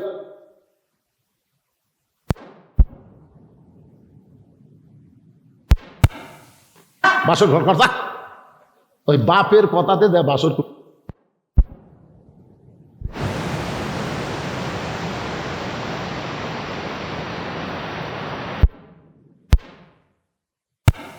ওই পুরানা বেরাম আবার মাথা চালা দিচ্ছে। বউ দেখো আমি তো তালাক দেবো। বউ কয় অপরাধ কি? বলে বিয়ার আগে তুই প্রেম করছু। হায় হায়, 71 সালে বিয়ার আগে প্রেম করছি, আর সেটা 13 সালে এসে ধরা বলো। কিন্তু বিয়ার আগে প্রেম করছি, বিয়ার দিনই তালাক দেন, এত বছর পরে কেন? এরা যুদ্ধ অপরাধী, যুদ্ধের বছরে এদেরকে সাইজ করো। এত বছর সংসার করে বাচ্চা কাচ্চা লিয়ে লাতিলুৎকুর হয়ে এখন কয় কি? এরা যদি যুদ্ধের দিন দোষ না করতো তাহলে বাংলাদেশ হতো, আর বাংলাদেশ না হলে তুই প্রধানমন্ত্রী কেমনে হলি? তাহলে এদের কারণেই তো কিছু পাওয়া গেছে। এরাই 10 ভাই যদি আমাকে কুয়ার মধ্যে ফেলে না দিত তাহলে আজকে আমি এই জায়গায় বসতে পারতাম না। ইমান বলতেছে মাফ করে দে। ওই 10 ভাইকে খাবার দিয়ে বললেন তোমাদেরকে আরো একটা ভাই আছে, তোমাদেরকে আর কোনো ভাই নাই? বলে আমাদের আর একটা ভাই আছে, নাম হলো বনিয়ামিন, সবসময় বাবার দেখাশোনা করে। আমরা 10 জন আইছি কিন্তু বনিয়ামিন আসে নাই। ইউসুফ বলতেছে তোমাদেরকে আর কোনো ভাই নাই? বলে আমাদের তো আর কোনো ভাই নাই, তবে একটা ভাই ছিল বাঘে খাসে। ইউসুফ মনে মনে কয় এত বছর পরে আরা মিথ্যা কথা বলতিছে। আসলে 30 লক্ষ শহীদ হয়নি, 2 লক্ষ মা বোনের ইজ্জত যায়নি, এটা সম্পূর্ণ ভুয়া কথা। 30 লক্ষ না, হিসাব করে দেখেন। আচ্ছা 30 লক্ষ যদি হয় 68,000 গ্রামে, প্রতি গ্রামে কয়টা করে পড়া লাগবে? এ কথা কর না কেন, একটা হিসাব নাই। আপনাকে এই গোপীনাথপুরে যুদ্ধের সময় কয়জন মানুষ মরছে? এ কথা কর না কেন, কয়জন মরছে? এই সালা 30 লাখ করে ঘুর থাকে রে। শেখ মুজিবুর খবর চাইছিল 3 লাখ, পিছন থেকে একজন কয় না স্যার 30। 3 বেড়ায় মিথ্যা মিথ্যা, সম্পূর্ণ গুজব। এত বছর পরেও মিথ্যা কথা। ইউসুফকে বাঘে খাইছে। আপনারা বলেন যে ইউসুফের বাঘে খাইছে? ইউসুফ বলতেছে তোমরা মিথ্যা কথা বলতেছো, হাত পা বান্ধে কুয়ার মধ্যে কাক ফেলে দিছে। 10 জন কয় দৌড়া রে দৌড়া, দৌড়ান লাগবে না, আমি সেই মাল। বহু বছর পরে ইউসুফ নবীর সঙ্গে ইয়াকুব নবীর যখন দেখা হলো, ইউসুফের ওই জামা দূর হয়ে গেল। বাবা আর ছেলে মিলে শুকরিয়া তান 3 রাকাত নামাজ পড়ে। আল্লাহ ডাকতে বলে হাবিব। ইয়াকুব যখন ইউসুফকে ফিরে পায়, ওই যে আল্লাহর শুকরিয়া তার নামাজ পড়ে 3 রাকাত, ওই নামাজ আমার এতই ভালো লাগছে, উম্মতে মুহাম্মাদের জন্য, আপনার উম্মতের জন্য মাগরিবের 3 রাকাত হিসেবে দিয়ে দিলাম। আপনার উম্মতেরা মাগরিবের 3 রাকাত জামাতের সঙ্গে যখন আদায় করবে, ইয়াকুব ইউসুফ নবীর সম পরিমাণ সওয়াব আল্লাহ দান করে দিবে। লিল্লাহে তাকবীর। সমস্ত সাহাবীরা বলতেছে ইয়া রাসূলুল্লাহ, মাগরিবের 3 রাকাত নামাজ জামাত আদায় করলে 2টা নবীর সমপরিমাণ সওয়াব যদি পাওয়া যায় জীবন চলে যাবে, কিন্তু মাগরিবের নামাজ কোনোদিন আমরা বাদ দেব না। ওগো আল্লাহর নবী, এখন এশার 4 রাকাত ফরজ করলে আমাদের লাভটা কি? সব খারাপ হয়ে গেছে শোনার জন্য। সুবহানাল্লাহ। এখন এশার 4 রাকাত নামাজ আদায় করলে কি লাভ হবে? নবী বলবেন, আমিও বলবো। এরপরে কুরবানি, তারপরে উম্মে সালমান ঘটনা। যদি কইতে গেলে 10, 15, 20 মিনিট লাগে, আপনাদের কোনো আপত্তি আছে ভাই? তবে আপনাদের কাছে এই যে ইবতিদায়ী মাদ্রাসা, হরিশেরি ইবতিদায়ী মাদ্রাসার জন্য একটু ব্যাগ যাবে, রুমাল যাবে। আল্লাহর হস্তে যদি আপনারা কিছু পারেন, এই মাদ্রাসায় দান করা লাগবে। 10, 20, 50, 100, 500 যিনি যা পারবেন আল্লাহর হস্তে একটু দান করবেন। করবেন না ভাই? দান করবেন না? আমি কিন্তু ওয়াজে উঠেই আদায় শুরু করিনি, 2.25 ঘন্টা পার করে দিছি। এরপর আপনাদের কাছে একটু হাত পাঠালাম এই মাদ্রাসার জন্য। ব্যাগলারা কোথায় রে? ব্যাগলারা এরাও মনে করতেছে আজকে আদায় হুজুর করবি না, ফজর পর্যন্ত ওয়াজ করবি। ফেরে ভাই পিছনে যারা দাঁড়িয়ে আছে, আর কি হরিশারার লোক নাকি রে? তোমরা একটা হাত পাতো, তো চাদর পাতো, পাতাও আল্লাহ রাস্তা পাতাও। এরা না থাকলে তোমরা আদায় করে দাও। একজনও উঠবেন না। 10, 20, 50, 100 টাকা যিনি যা পারবেন আল্লাহর রাস্তায় মাদ্রাসায় দান করবেন। কিয়ামত পর্যন্ত এই মাদ্রাসা জারি থাক, চালু থাক। যাদের বাপ মা কবরে গেছে, বাপ মা রুহের মাগফিরাতে এই মাদ্রাসায় একটা কোরআন শরীফ দান করবেন। একটা কোরআন শরীফ মাত্র 200 টাকা। আপনি 200 টাকা দিবেন, নবীর মাদ্রাসায় একটা কোরআন দানের সওয়াব আল্লাহ আপনার আমল নামায় দিবে। এরকম কোন আল্লাহর বান্দা আছে? হুজুর আমি খুশি হয়ে এই মাদ্রাসায় একটা কোরআন শরীফ বাবদ 200 টাকা দিলাম, আমি 2টা কোরআন দেবো 400, 3টা কোরআন দেবো 600। এরকম যদি কোন আল্লাহর বান্দা থাকেন, কে দিল এটা? আজকের মাহফিলের সম্মানিত প্রধান অতিথির একটা দান হলো। একেবারে এই প্রধান অতিথি এর একটা দান হলো 3000 টাকা, একটা সাইজ হলো।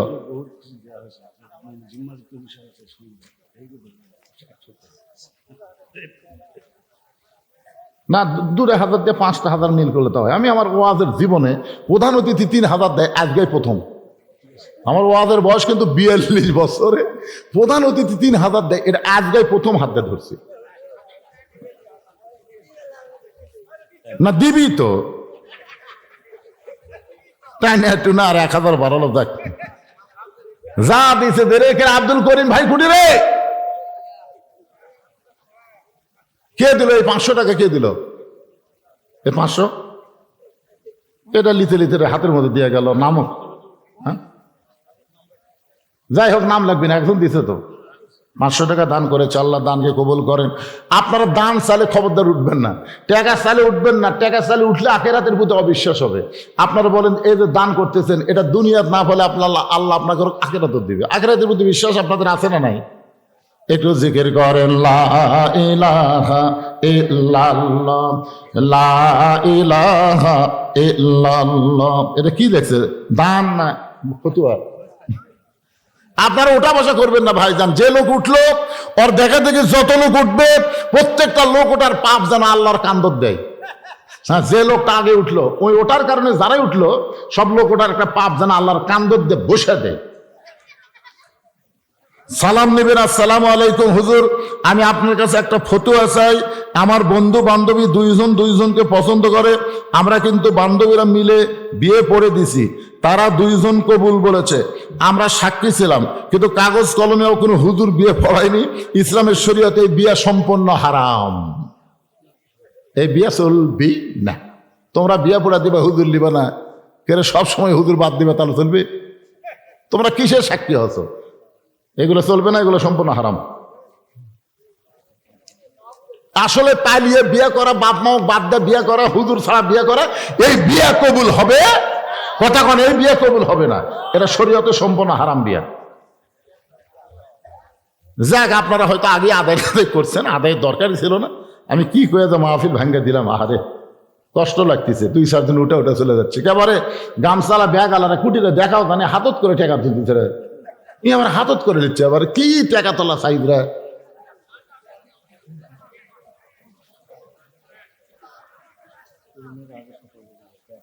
না না, করিম ভাই কুটি গেল, আব্দুল করিম ভাই কুটি। তাহলে কি আদায়ের হয়তো দরকারই নাই। ঠিক আছে, যিনি যা দিচ্ছেন দিচ্ছেন, অসুবিধা না, আর দেওয়া লাগবে না। একটু মহব্বত জিকির করেন লা ইলাহা ইল্লাল্লাহ লা ইলাহা ইল্লাল্লাহ, লা ইলাহা ইল্লাল্লাহ, লা ইলাহা ইল্লাল্লাহ, লা ইলাহা ইল্লাল্লাহ, লা ইলাহা ইল্লাল্লাহ, লা ইলাহা ইল্লাল্লাহ, লা ইলাহা ইল্লাল্লাহ মুহাম্মাদুর রাসূলুল্লাহ। সকলে বলি সাল্লাল্লাহু আলাইহি ওয়াসাল্লাম। এ কয়েকটা ছেলে সামনে বসে যে ওয়াজ শুনতেছে, বুঝলেন? মাশাআল্লাহ, তোমাকে ওয়াজ শোনাতে আর কলজা ভরে গেছে বাজান। আমি দোয়া করে দেই আল্লাহ তোমাদেরকে 5 ওয়াক্ত নামাজি কবুল করুক, জোরে কান আমিন। এই যুবকদের জন্য দোয়া করার দরকার আছে না নাই? এরা মেলার ধরে নেই, বাইরে ঘরে নাই, ওয়াজের শুরু থেকে ওরা সামনে বসে এমন সুন্দর করে শুনতেছে, প্রত্যেকটা কথার হাহুকারি দিচ্ছে। তার মানে ওয়াজ ওরা বুঝিছে, কি কোন বোঝে নাই? এখন এশার 1 ওয়াক্ত নামাজ বাকি আছে। আমার মা বোনের যারা পর্দার অন্তরালে একটু মনোযোগ দেন। মা উম্মে সালমা বললেন, ওগো আল্লাহর নবী, আমার 3টা শর্তের মধ্যে 1 নম্বর শর্ত হলো আমার আগে একটা বিয়ে হয়েছিল, আপনার সঙ্গে যখন আমার বিয়ে হবে, ওগো আল্লাহর নবী, আল্লাহ যখন আমাকে জান্নাত দেবে, আপনি তো জান্নাতের সর্দার, আর আমার স্বামী সাহাবী হওয়ার কারণে তাকেও আল্লাহ জান্নাত দেবে। আমার 1 নম্বর শর্ত হলো হাসরের ময়দানে যখন আল্লাহ বলবেন, উম্মে সালমা, তোমার 2 স্বামী জান্নাতি, আগের স্বামীও জান্নাতি, পরের নবী তো জান্নাতের সর্দার, তুমি কাকে স্বামী হিসাবে জান্নাতে থাকতে চাও? আমি কিন্তু আপনার কথা বলবো, আপনি কিন্তু জান্নাতে আমাকে বউ হিসাবে গ্রহণ করা লাগবে। শুধু দুনিয়াতে করলে হবে না, জান্নাতেও করা লাগবে। আমার হলো 1 নম্বর শর্ত। ওগো আল্লাহর নবী, আমি উম্মে সালমার 2 নম্বর শর্ত হলো মাঝে মধ্যে আপনার সংসারে যাওয়ার পথে আমার আগেকার স্বামীর কথা মনে হতে পারে। আমি যদি গল্পে গল্পে আগেকার স্বামীর কথা বলি, আপনার কিন্তু মনে কষ্ট নেওয়া চলবে না। রাসূল বলতেছে, উম্মে সালমা, তোমার 3 নম্বর শর্ত কি? উম্মে সালমা বলে, আমার 3 নম্বর শর্ত হলো আগের স্বামীর পক্ষে আমার একটা মেয়ে আছে, আমি যখন আপনার ঘরে যাব, ওই মেয়েকে আপনার সন্তান হিসাবে গ্রহণ করা লাগবে। রাসূল বলে, উম্মে সালমা, তোমার 3টা শর্ত পুরো করে আমি নবী তোমাকে বিবাহ করতে রাজি হয়ে গেলাম। এখন আপনাদের প্রশ্ন হলো, উম্মে সালমার মধ্যে আল্লাহ নবী এমন কি দেখলো যেটা দেখার জন্য শর্ত পুরো করে হলো তাকে বিয়ে করতে চায়? নবী এমন কিছু দেখে নাই। নবীর একজন সাহাবী ছিল আবু সালমা, যিনি হিজরত করে নবীর সঙ্গে মক্কা থেকে মদিনায় ছিলেন, কিন্তু উম্মে সালমার বাপ মা তখন মদিনায় আসতে দেয় নাই। আবু সালমা মদিনায় থাকতে থাকতে একসময় অসুস্থ হয়ে গেলেন। ওই অসুস্থ অবস্থায় নবীকে বলেন, ওগো নবী, একসময় আমার উম্মে সালমা সন্তানকে নিয়ে মদিনায় হয়তো আসতে পারে। হুজুর, যখন আমার বউ আসবে মদিনায়, তখন আমি তো দুনিয়াতে থাকবো না, আমি দুনিয়া থেকে চলে যাব পরে। আমাকে ওয়াদা দেন, আমার বউকে আপনি আশ্রয়ে বিবি হিসাবে গ্রহণ করবেন। রাসূল বলে, উম্মে সালমা, তোমার স্বামী আবু সালমাকে আমি ওয়াদা দিয়েছিলাম বলে আজকে তোমাকে আমি বিবাহ এভাবে করলাম। ধরে কোন সুবহানাল্লাহ। এশার 4 রাকাত ফরজ নামাজ। আমাদের নবীর আগে একজন নবী দুনিয়াতে আইছিল, ওই নবীর নাম হলো ঈসা নবী। জোরে বলেন, নাম কি? ঈসা নবী কিন্তু দুনিয়া থেকে বিদায় হয়ে গেছে, তাই কিন্তু মৃত্যুবরণ করে নাই, বরং তাকে আল্লাহ উঠায় এনেছে। যখন ইহুদিরা ঈসা নবীকে হত্যা করার জন্য বাড়ির চারিধার ঘেরাও করেছিল, ওই সময় ঘরের ছাদ ফাঁকা করে আল্লাহ ঈসা নবীকে 4র্থ আসমানে নিয়ে গেলেন। ঈসা নবী বলতেছে, আল্লাহ, দুনিয়াতে মানুষ মরার জন্য যায়, কিন্তু আমার মৃত্যু দুনিয়াতে হলো না, আমার মৃত্যুকে হবে না। আল্লাহ বলে, ঈসা, কুল্লু মান আলাইহা ফানিউ ওয়া ইয়াবকা ওয়াজহু রাব্বিকা যুল জালালি ওয়াল ইকরাম। ঈসা রে, শুধু তুমি না, যে আজরাইল জান কবজ করে সে আজরাইলকেও একদিন মরতে হবে। শুধু একজন মাত্র মরবে না, তিনি হলেন আমাদের আল্লাহ। ঈসা বলতেছে, আল্লাহ, তাহলে আমার মৃত্যু কি 4র্থ আসমানে হবে? আল্লাহ বলে, ঈসা, তোমার মৃত্যু হবে আবার দুনিয়াতে। ঈসা বলে, আল্লাহ, কবে আমাকে নবী করে দুনিয়াতে পাঠাবেন? আল্লাহ বলে, ঈসা, তোমাকে নবী করে দুনিয়াতে পাঠানো হবে না, বিশ্ব নবীর উম্মত করে তোমাকে দুনিয়াতে প্রেরণ করা হবে। যেই শুনেছে বিশ্ব নবীর উম্মত করে পাঠাবে, ঈসা নবী শুকরিয়া দেন, 4 রাকাত নামাজ পড়ে যখন সালাম ফিরায়, ওই 4 রাকাত নামাজ আল্লাহর এতই পছন্দ হয়েছে, আল্লাহ বলে, হাবিব, আপনার উম্মতের খোঁজ খবরই শুনে শুকরিয়া দেন, 4 রাকাত নামাজ ঈসা নবী পড়েছে, আপনার উম্মতের জন্য এশার নামাজ হিসেবে দিয়ে দিলাম। আপনার উম্মতেরা এশার 4 রাকাত ফরজ যখন জামাতের সঙ্গে আদায় করবে, ঈসা নবীর সমপরিমাণ সওয়াব আমি আল্লাহ দিয়া দিব। এখন আপনার বলেন তো, ফাসাল্লি রব্বিকা ওয়ানহার, আল্লাহর এই নামাজ 5 ওয়াক্তের মধ্যে কোনটা বাদ দিবেন? কথা কয় না, কোনটা বাদ দিবেন? তাহলে বাদ দেওয়ার কোনো সুযোগ। 2 নম্বর হচ্ছে ওয়ানহার। ওয়ানহার মানে কুরবানি। এখন গরিবেরা চিন্তা করতে, হুজুর আমরা না হয় নামাজ পড়তে পারি, কিন্তু কুরবানি তো আমরা দেই না। তাহলে এখানে যে আল্লাহ বলল নামাজ আর কুরবানি, এই কুরবানি মানে গরু খাসি কুরবানি না, এই কুরবানি হচ্ছে আল্লাহর জন্যে। প্রয়োজন হলে নিজের জীবনকেও কুরবানি দেওয়া লাগতে পারে। ধরে কোন কথা ঠিক কিনা? ইমানের দাবি যদি কুরবানি হয়, সেই দাবি ঘরে বসে থাকা নয়। ইমানের দাবি হলো কিছু বিনিময়, সেই বিনিময় যদি কলিজার ঘাম হয়, সেই ঘাম দিতে যেন তৈরি থাকি। ওগো দয়াময় আমার আল্লাহ দয়াময়। ইমানের দাবি হলো অগ্নি শিখা, বাতিলের বিরুদ্ধে জ্বলতে শিখা। সে আগুনে জ্বলে জ্বলে দিব ইমানের পরিচয়। ইমানের দাবি কিন্তু বসে থাকা নয়।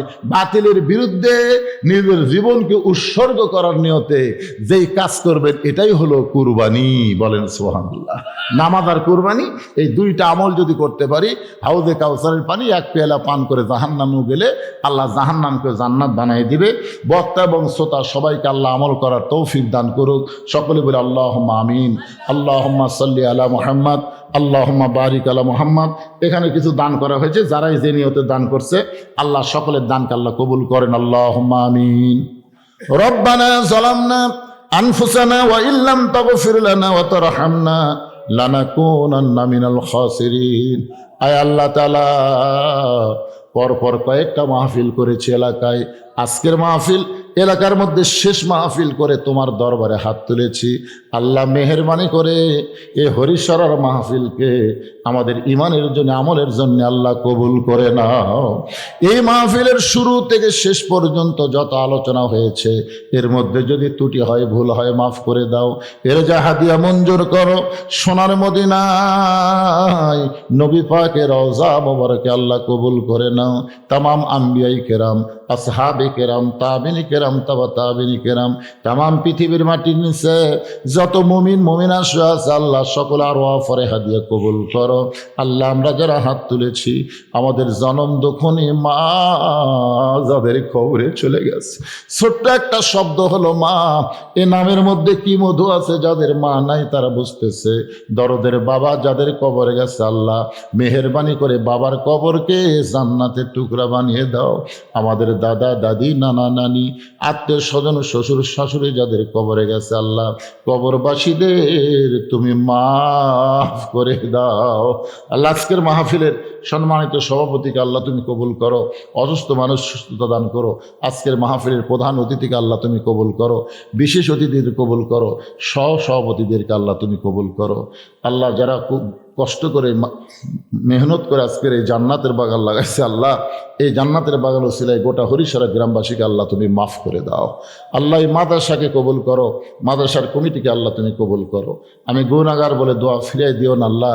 এতগুলো মানুষের মধ্যে যার 2 খানা পছন্দ হয়, সেই 2 হাতের ওসিলায় আজকের মাহফিলকে আল্লাহ তুমি কবুল করে নাও। আমার মা বোনদেরকে আল্লাহ তুমি কবুল করো।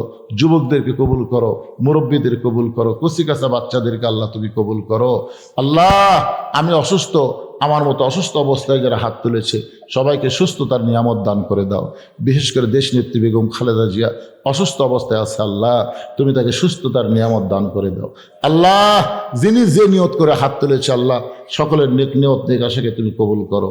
কত মানুষের জানাজার নামাজ আমরা পড়েছি, এই 2 হাত দিয়ে কত কবরে আমরা মাটি দিয়েছি। একদিন আমরা সবাই মরে যাব, সেদিন আমাদের মৃত্যু হবে। দিনটা যেন জুমার দিন হয়, মাসটা যেন রমজান মাস হয়। ইমানের সাথে, ইজ্জতের সাথে এই দুনিয়া থেকে বিদায় নেওয়ার কালে আমাদের জবানে জারি করে দিও লা ইলাহা ইল্লাল্লাহু মুহাম্মদ